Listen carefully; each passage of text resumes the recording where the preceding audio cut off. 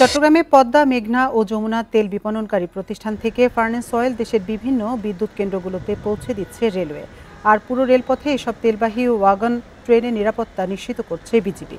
দুপুরে Chittagong rail station থেকে মোট ২০টি ওয়াগনে হাটহাজারী ও দুহাজারীতে ৬,৭২,০০০ লিটার ফার্নেস অয়েল পাঠানো হয়।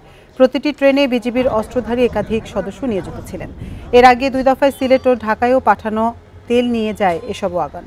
পুরো পথে যে কোনো ধরনের নাশকতা এড়াতেই এই নিরাপত্তা ব্যবস্থা বলে জানিয়েছেন রেল কর্তৃপক্ষ।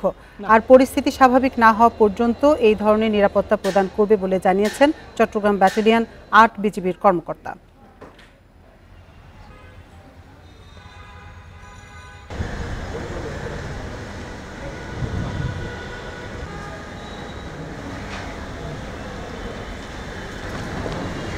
যদি আমরা যথাসময়ে যথাস্থানে পৌঁছাতে না পারি সেক্ষেত্রে আমাদের পরিবহনের ব্যবস্থা এবং বিভিন্ন তেলের বিদ্যুৎ সমস্যা এগুলো সৃষ্টি হবে।